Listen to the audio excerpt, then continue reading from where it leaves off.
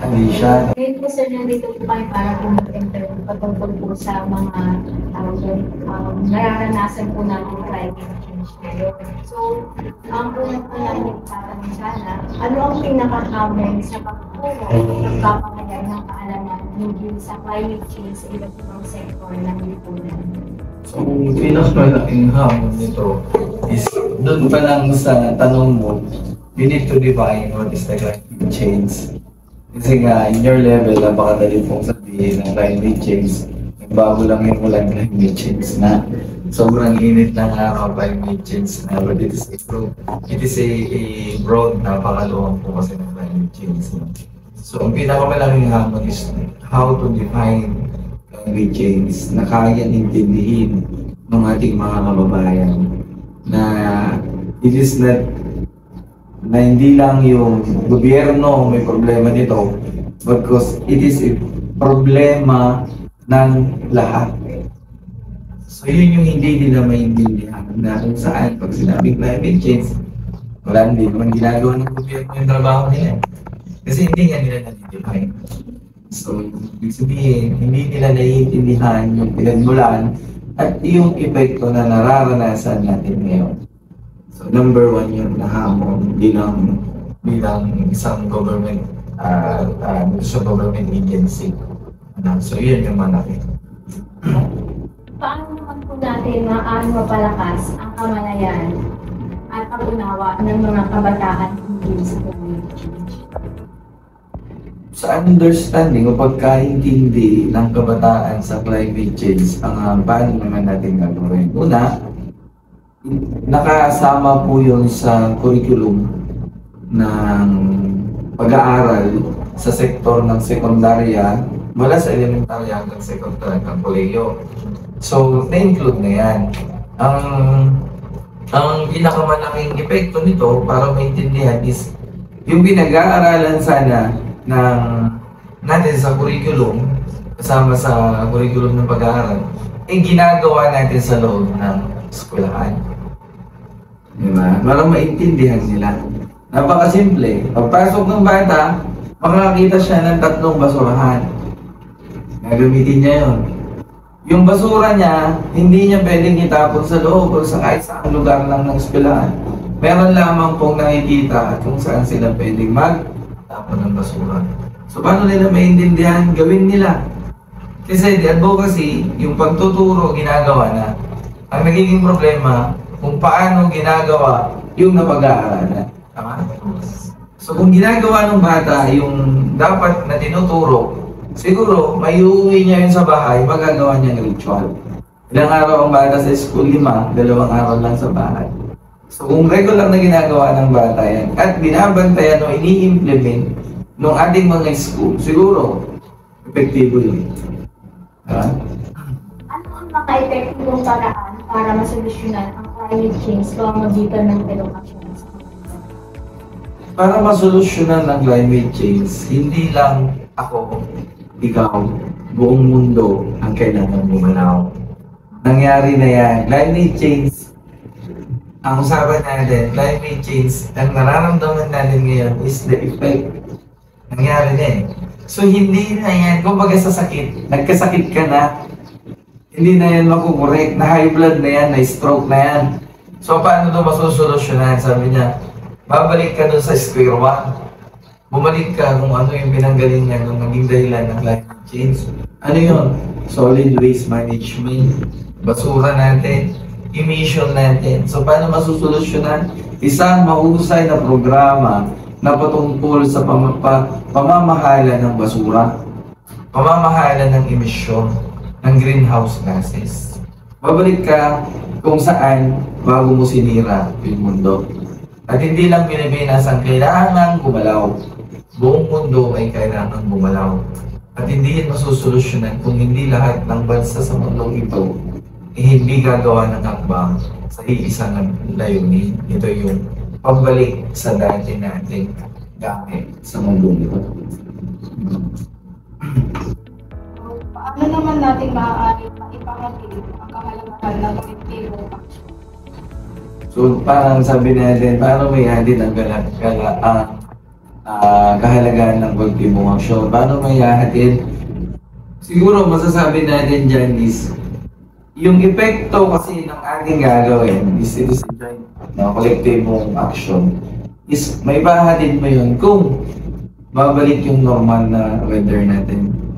Diba? Kung mababawasan yung init ng araw, mababawasan yung rainfall, tama, babalik dun sa tamang date. Kasi we are expecting na dapat sa ganitong buwan, bulan na. So doon mararamdaman siguro natin yung epekto ng ginagawa natin. Pero hindi yan maintindihan ng tao kung hindi nila nararanasan. So para sa atin, sana sa joint effort, na may balik natin sa sama-sama nating aksyon, may balik natin yung na state ng mundo. So yun. Maniniwala ng isang tao pag naranasan niya na. Hanggat hindi niya nararanasan, hindi niya maniniwala. Ano naman po ang mga paraan o programa na maaaring isalawakan ng mga paaralan at lokal na pamahalaan pagbukas ang kamalayan at pagtugon sa climate change ng kanilang mga pamilya? Hindi nagkulang ang gobyerno ng paraan. Ang problema ay yung implementasyon. So, sino ang hindi implement at sino dapat ang gumagawa? Taong bayan. Tayo. Diba? Tayo dapat. So, kung susundin natin, may batas na tayo. Ano yung batas natin? Yung Solid Waste Management Act. Diba? RA 9003. Diba? Alam natin yun. Alam din natin na hindi na tayo dapat nagtatapon ng basura na halo-halo. Kasi hindi ko koleksyonin yan ng ating lokal na pamahalaan. Ngunit, ang pinakamalaking hamon sa loob ba natin ng loob ng ating tahanan, nagagawa ba natin? Diba? Sa loob lang ng tahanan natin, hindi na natin kayang gawin. Kasi nga, hindi tayo nasanay. So, nasaan ang pagkukulang? Hindi nasa batas.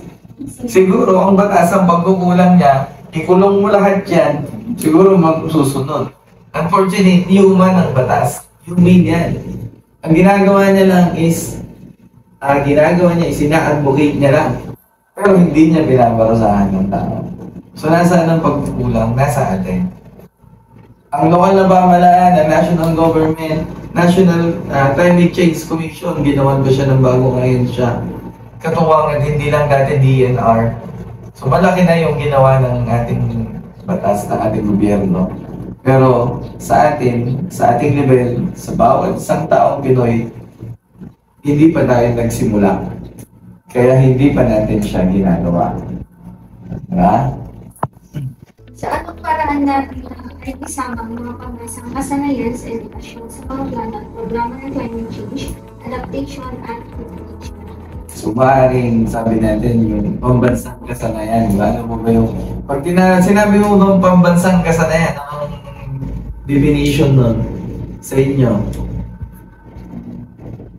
Hindi na matatanggal, sir, yun na yun. Kasi parang nasa ano mo na, sistema mo na. So yun yung term niya na sa anong paraan, di ba? Sabi ko nga, nandiyan yung batas, sinabi niya, bawal mong tapon yan dyan kasi maaari kang maparusahan ng multa.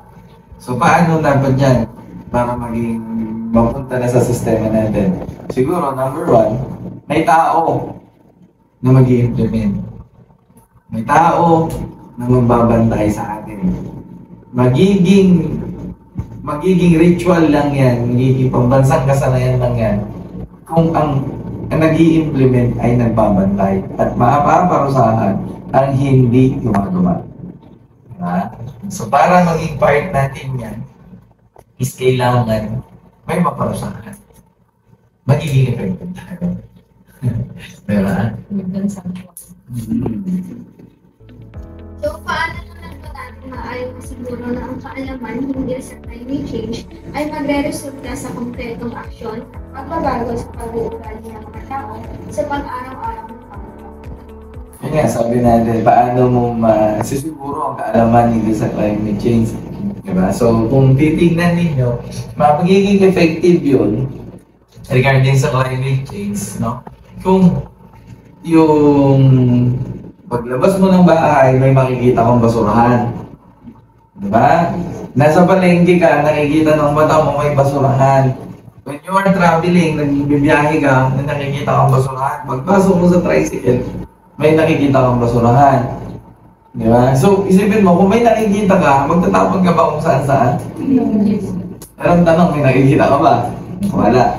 So, ibig sabihin, hindi yan nasusolusyonan hanggat hindi tayo gumagawa ng mga bagay na magiging ritual natin. I-advocate mo, sinasabi mo sa salita mula sa bibig mo, pero dapat paglabas ng bata, nakikita niya. Ito pala yung sinasabi sa school. Ito pala yung sinasabi ni LGU. Kung salita mo tayo ng salita dyan, paglabas ng bata, wala naman siya makikita. Pagkagawa niya ba yun? Simpleng pagtapon ng basura sa tamang pamaraan. Okay? Then next, yung pagsusunog. Burning. Sinabi niya doon, bawal mo magsunog.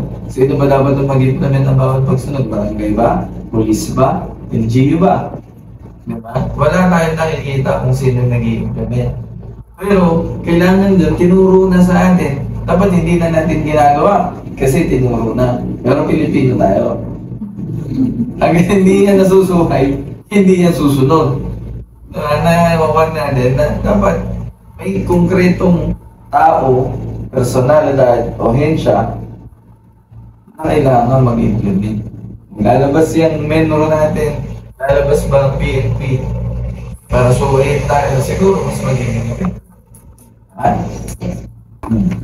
So, ano ang mga best practices o halimbawa ng mga komunidad na matagumpay na nakapagbigay ng edukasyon hindi sa climate change at nagtaguyod ng malawakang partisipasyon at aksyon ng mga mamamayan? Yung best practices, hindi po ako, clarify ko lang, hindi po ako membro ng Alicia. I am the Local Disaster Risk Reduction Management Officer. Regarding sa climate change, si Menro, siya yung preventive. Kumbaga, siya dapat yung nag-implement. Kasi si disaster officer, ang ginagawa niya is responde doon sa epekto ng climate change. So we are linked. No? Nagsasabay din, magkagutong lang din kami. Kung tatanungin natin yung best practices, I'm telling it that hindi ako yung right person to tell, but pwede na ako mag-share. Kasi nandito naman na tayo, we can share kung ano nga ba yung nakikita natin. So, ang isang best practices natin is yung, kung nakikita nyo po yung ating barangay every week, nagkakaroon sila under DILG implementation. Nangungulekta ngayon sila ng mga waste. So, every Friday or Saturday, at kinikilo yon. At yun ay ini-inventory at nire-report sa DILG office. So, yun yun. Magkakaroon sila ng clean up drive, ang tawag doon. Pangalawa, meron naman tayong pondo para sa implementasyon ng tree planting, pagtatanim ng mga punong kahoy. So, isa naman doon. May pondo ang LGU, regular na tree planting program. Tapos yung dito sa Alicia, hindi pa naman tayo nakapag-implement ng zero plastic. Kasi wala pa tayong municipal ordinance na pinagbabawal ang paggamit ng plastic. Ang meron tayo is ordinansa na kung saan hindi po pwedeng hindi ko kolektahin ng ating Menro office yung ating basura kung nakita pang ito ay halo-halo. So dapat nakasegregate na yan sa household level. Sa level ng mga bahay, hindi ko kolektahin ng Menro kung hindi yan nakasegregate. Kasi wala na po tayong open dump site. Ang ginagawa ni Alicia ngayon is tumidevelop sila na sanitary landfill. At sa sanitary landfill, ang pwede lamang itapon doon ay residual. So mula sa bahay, natanggal na dapat lahat yung mga biodegradable, hindi na yung kinukolekta. Ang kukolektahin na lang ng ating Menro is the residual waste. Na pwede kasi yun ipunta sa sanitary landfill. Natanggal na din dapat doon yung mga recycled materials na pwedeng i-recycle. So yun yung mga best practices natin in regarding naman sa emission, hindi naman na kasi natin pwedeng pigilan ang pagdami ng sasakyan at pagtaas ng paggamit ng crudo. And sa electrical naman natin, talagang tumataas yung konsumo natin sa electricity. Especially dito, pag ganito pong mga panahon na sobrang init. So pag dumadami po ang waste ay ang electrical consumption, dumadami din yung emission ng mga supplier. So kung na-appreciate nyo na ba, nakita nyo na ba yung earth hour? Na-appreciate nyo ba? Bakit? Naisip nyo ba ano yung ibig sabihin ng earth hour? May familiar kayo sa earth hour? Diba yung papatayin yung ilaw sa loob ng ilang minuto. So, tatanungin ninyo, sir, papatayin lang yung ilaw? Diba? Papatayin lang ilaw, programa na yan. Hindi nila kasi binibigay ng halaga. Yung earth hour kasi papatayin natin yung ilaw. Ang ina-advocate nila is lahat. Kasi pag patayin natin lahat yung ilaw, mas less yung electrical na consumption.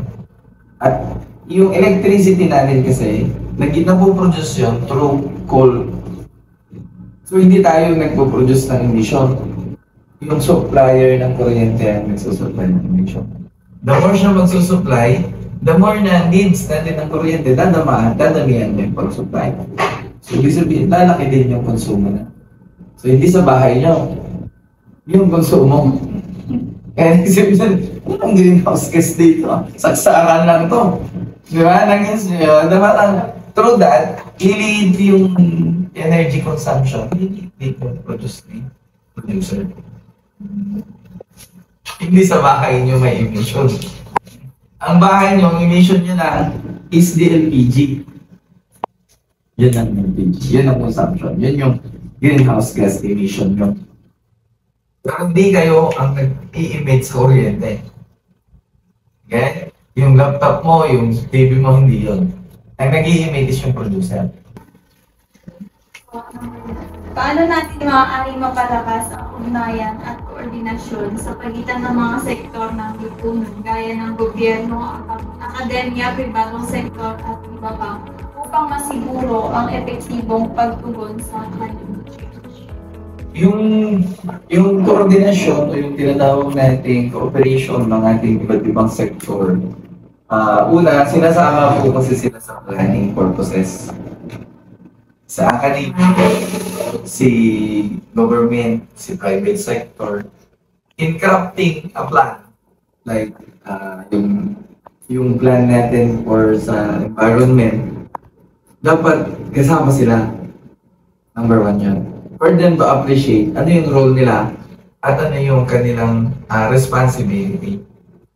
So number one yun. Second, siguro, yung implementation is, kumbaga, kung sa pribadong sektor, hinihingan kasi natin yan ng parang environmental fee. May kasama yan sa kanilang taxes. May return yan sa government. Kung saan, yun yung pondo naman to make a project in addressing different kind of climate change advocacy programs and activities. So, nagbabayad din sila. Nakapalit po noon is dapat ma-implement din yung mga program. So, yun naman yung mga magagandang partnership niyan sa iba't ibang sector. Sa education naman, sa academe, ang ginagawa dyan is yun nga, ini-invite ang sector ng environment to be part of speaker, ini-involve sila sa tree planting activities, mga bata, and ina-appreciate nila, ini-implement through volunteers na sana may mga bata din na na-appreciate kung ano yung role nila in implementing the policy or the laws para sa mga environmental act. Yeah. Ano yung mga yan? May mga batang every weekend nagmumulot ng basura. So, parang magandang proyekto yan through the SK na habang bata, na-appreciate nila yung mga ganong bagay na hindi nangyayari.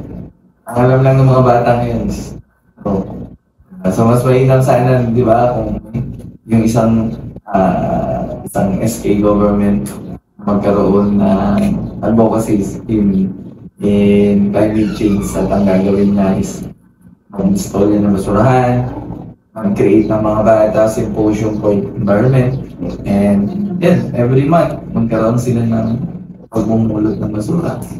Kita natin yung effective yun. At yung effectivity na yun, idadala ng bata ng pagtanda. So sana nga escape yung gobyerno ng sangguniang kabataan ma-appreciate niya yun. Tama naman, diba? Kasi sila manggagaling sa kanila sa youth sector, siya dapat ang best example.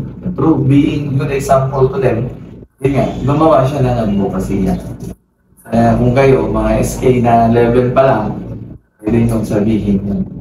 Mga batang maliliit, di ba napapagod yan? Sabihin natin, di ba? Alam nyo yung handicraft, recycle, yung mga bata gusto nila yan. Pupulutin mo, gawin mo sa product. Diba? Ganda yung mga ganun activity para sa coordination and cooperation. Hindi po, ano ang mga paalala o tips na maaaring ibigay sa mga individual upang maging bahagi ng solusyon sa climate change sa kanilang pang-araw-araw na buhay? I-define ko lang si climate change para maintindihan kung paano kayo dapat pumasok. Si climate change, sinabi niya dun, climate, ano ibig sabihin ng climate?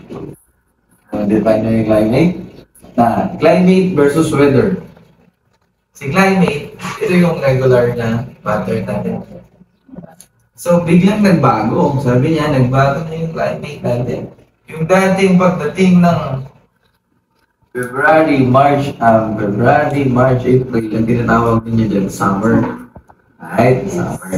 Ilan ba yung climate natin dito? Tag-ulan, tsaka init. Di ba? Wala tayong yellow. So, wala yun.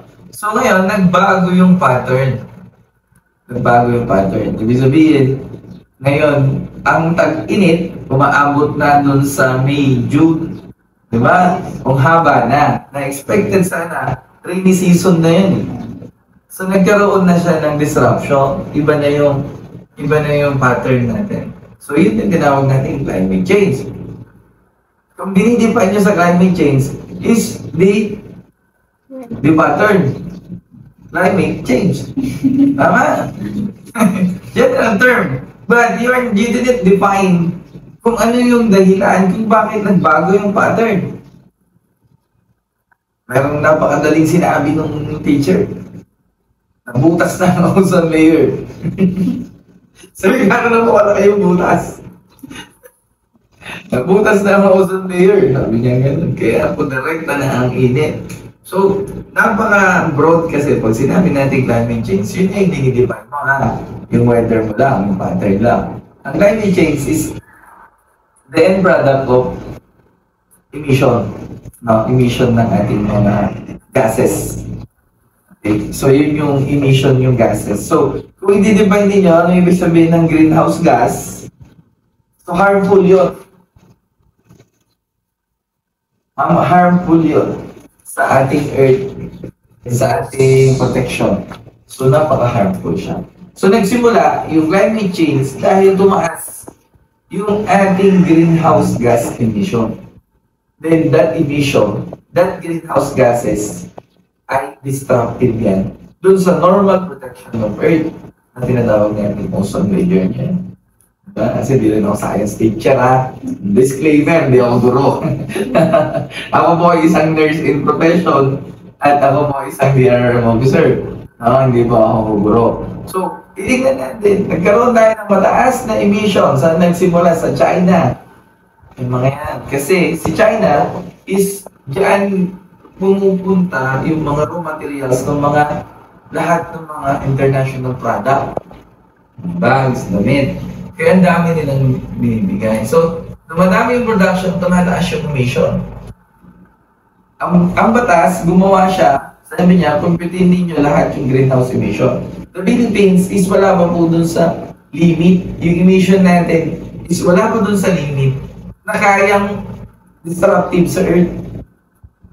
Ang may mataas na emission ay yung mga malalaking bansa. Kumikita sila. Pero sila yung unang naninira. Sabi ko nga, it's not just the Philippines ang kailangang gumawa ng hakbang. Ito po ay ang buong mundo. Kasi hindi sa atin nagsisira.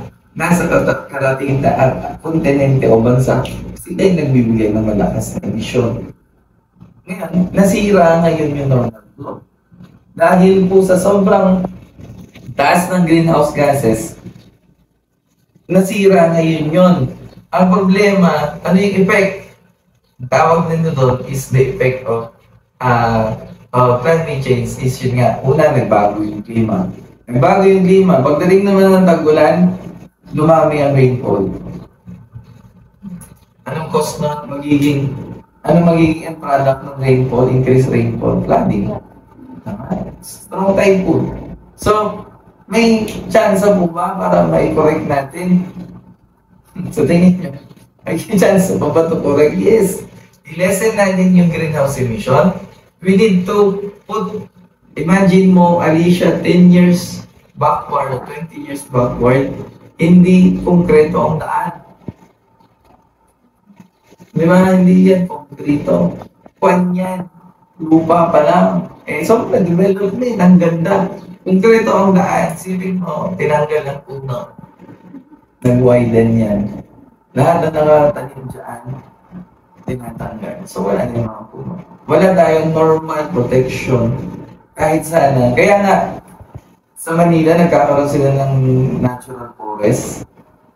Kailangan daw magkaroon tayo ng isang part na gagawin natin parang artificial forest. Kasi siya yung magbabuffer to lessen the effect of strong heat. Diba? So yun yun. And to lessen yung greenhouse gases natin. Kasi sila yung nag-absorb. The carbon dioxide will absorb by the tree. Diba? Through the leaves. Sabi niya, di ba? Oh. So kung wala na yung mga yun, sino yung natural buffer natin? Wala. Lahat yun tataas, pupunta na lahat yan sa outer space. Okay. So, para ma-define natin, sabi natin is, para daw maging epektibo tayo, para maging, may bawasan natin yung effect ng climate change na paborito ninyo, is kailangan natin magtulong-tulong. Ang kailangan natin is to gumawa tayo ng hakbang na lahat tayo, una, basura, waste management, magtanim, at kailangan proteksyonan natin ang mundo. How to protect them is ibalik natin siya sa dati. Dati naman yan, lupa, kahoy. Tinanggal natin. Wala namang basura yan dati. Diba? Wala namang basura. Ngayon may basura na siya kasi may tao na. So, ang problema, tao. Tayo. Tayo dapat ang gumawa ng way, pamamaraan, para madisiplina natin ang sarili kasi I'm not excuse to that. At kailangan madisiplina mo ang bawat isa sa pagtapon ng basura, sa pagtanim ng punong kahoy, pagbalik sa mundo sa dati ng style. Ganun siya. So, yun ang climate change. Diba? Naintindihan nyo na ha? This office is open sa academe. Kasi mas gusto ko rin, kasi natututo din ako. Pero academe, masaya din mag-aaral dito, na? So, may tanong pa? Thank you po, sir.